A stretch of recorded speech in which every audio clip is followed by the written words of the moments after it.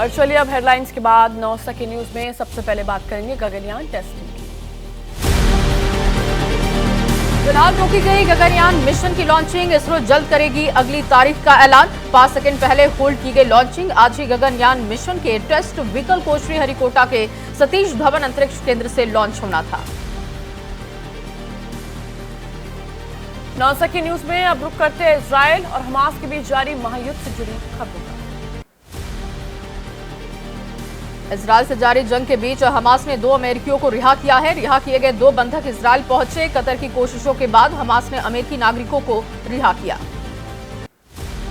Chicago से त्योहार मनाने इजराइल पहुंचे थे अमेरिकी नागरिक जूडिथ और नटाली। 7 अक्टूबर को किबुत्ज से हमास के आतंकियों ने किया था अगवा। 14 दिन बाद हमास ने दोनों को रिहा किया।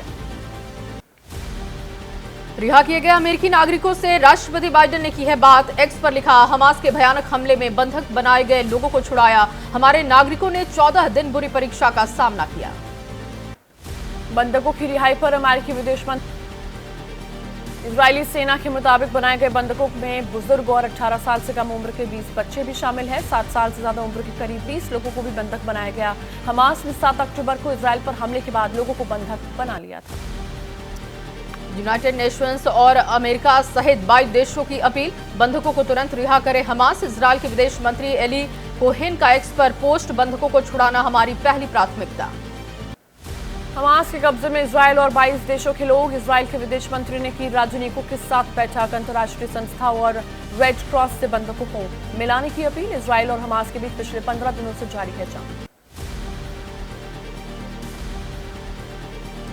मुंबई के इस्लाम जमखाना में फिलिस्तीन के समर्थन में सभा हुई। महिलाएं भी हुई शामिल। एसपी नेता अबू आसमी ने कहा, फिलिस्तीन के समर्थन में हो जाए एक। मुंबई में फिलिस्तीन के लोगों के लिए पढ़ी गई दुआ। मुफ्ती ने कहा, हिंदुस्तान में भी फिलिस्तीन के हिमायती मुसलमान इजराइल पर किया गया हमला गलत है। श्रीनगर में फिलिस्तीन के समर्थन में मार्च हुआ। निर्दोष लोगों को मारने का इजराइल पर आरोप लगाया गया। इजराइल और अमेरिका के विरोध में बैनर लहराए गए। फिलिस्तीन के लोगों के समर्थन में जयपुर में प्रदर्शन। लोगों ने किया इजराइल का विरोध। प्रदर्शनकारियों ने जमकर की नारेबाजी।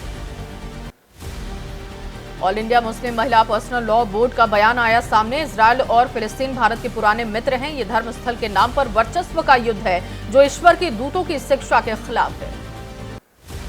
फिलिस्तीन के मुद्दे पर एसपी सांसद एसटी हसन ने की पीएम मोदी की तारीफ। कहा, उम्मीद है कि वो फिलिस्तीन को मानवीय मदद देंगे और भारत इजराइल के जुल्म के खिलाफ खड़े होंगे। इजराइल हमास जंग में बच्चों की मौत। ब्राजील के राष्ट्रपति लुइस सिल्वा ने कहा, गाजा पट्टी में करीब 1500 बच्चे मारे गए। बच्चों ने हमास से नहीं कहा था कि इजराइल पर हमला करो। कनाडा को भारत की खरी। विदेश मंत्रालय ने कहा, भारत ने कनाडाई राजनयिकों की समान संख्या सुनिश्चित करना अंतर्राष्ट्रीय मानदंडों का उल्लंघन नहीं है। कनाडा के राजनयिकों के भारत छोड़ने पर अमेरिका ने कहा, मतभेद सुलझाने के लिए राजनयिकों की मौजूदगी जरूरी है। राजनयिकों की संख्या घटाने पर जोर न दे भारत। जांच में सहयोग करने की अपील।